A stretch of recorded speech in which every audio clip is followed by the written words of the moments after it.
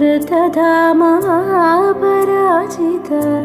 दुरावह प्रणवात्मिक अधिकस्वरातुतिशारद नमोऽस्तु ते।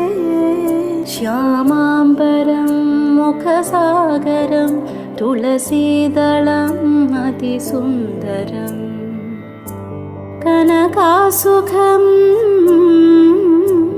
नारीवरं शुभदं तन्तुनानेन मम जीवनहेतुना